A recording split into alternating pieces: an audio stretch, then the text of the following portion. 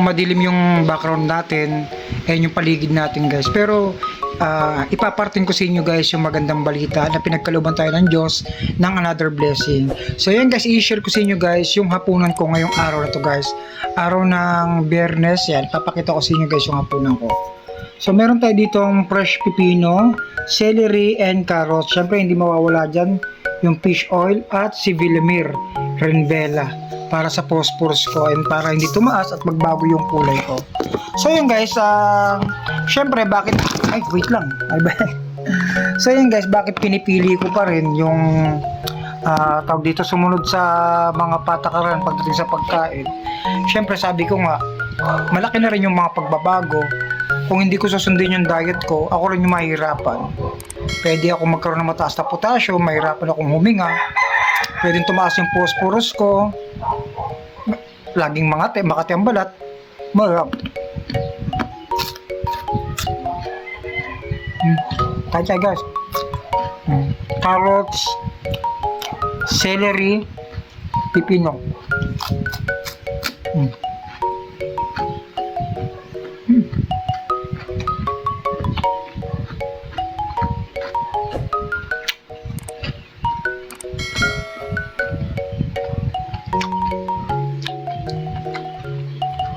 Halos nakasanayan ko siya kainin guys. Kasi ikaw ba naman, nakita mo na yung sintomas ng potassium, nakita mo na yung, naramdaman mo na yung sintomas ng phosphorus, hindi ka ba mag-iingat? Danas ko na, ang hirap, lalo na kapag wala kang gamot. So kahit pa paano, sa ganitong paraan, makakaiwas ka sa pwedeng mangyari sa mga seryosong problema. Parang kambing, minsan para kang napipilitang kumain lang kasi hindi mo nakasanayan yung lasa.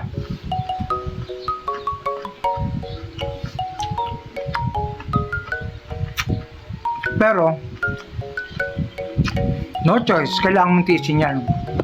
Kasi kung masasanay ka sa mga bawal, darating yung panahon, ikaw yung mahirapan kang maglakad, mahirapan kang matulog, laging masakit ang ulo. Ay, wala, no choice, di ba? Lalo na kung wala akong kidney donor. Kahit gusto kong matatransplant, kung hindi mo naman maabutan yan, kailangan kapag nagpa-transplant ka, healthy pa rin yung katawan mo, di ba? Malay mo, kalooban tayo ng Diyos na matransplant ako. Kasi pag namating yun, tuloy yung operation kasi healthy yung katawan.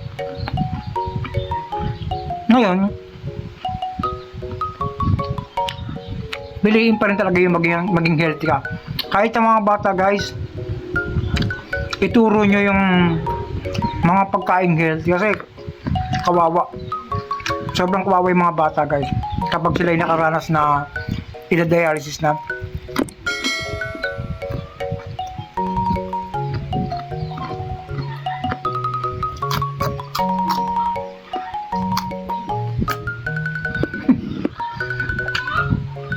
Busog.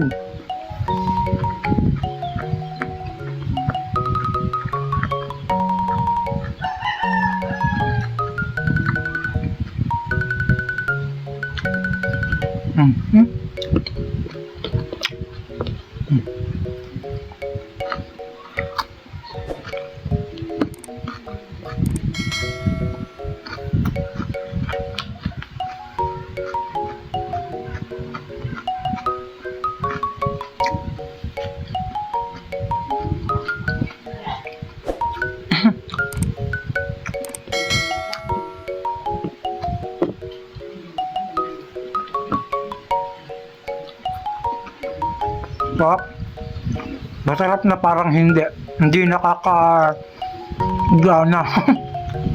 Kasi nga iba yung hanap natin, yung mga maalat, mga processed food. Pansin nyo, diba? Yung 1000 BC sa panahon ni Lord, hindi naman uso ang processed food. Ang pagkain nila, prutas, gulay, isda, ganun lang, tinapay. Pero imagine, tingnan nyo, hindi kayo, magtataka kayo, umaabot ng 200 years old, 150 years old, sa panahon ni Moises, di ba?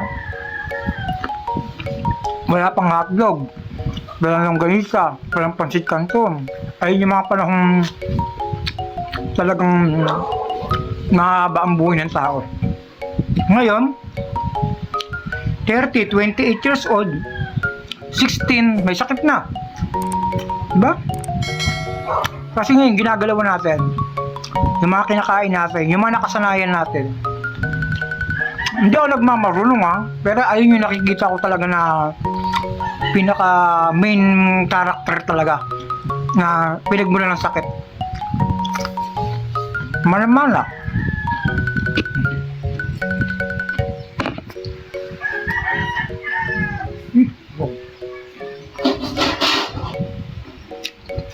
Tubig.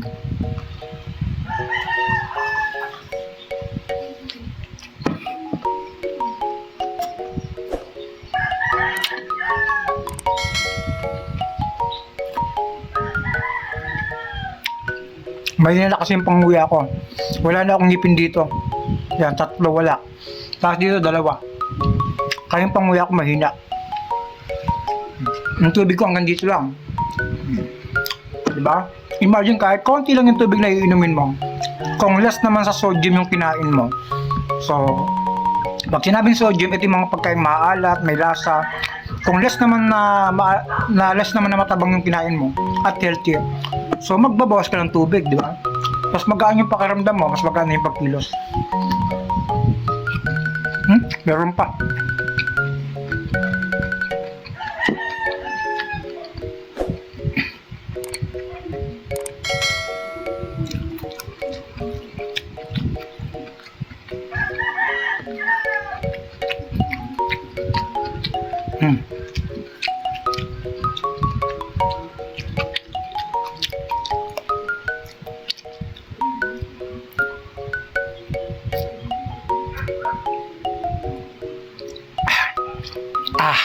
Ayan na.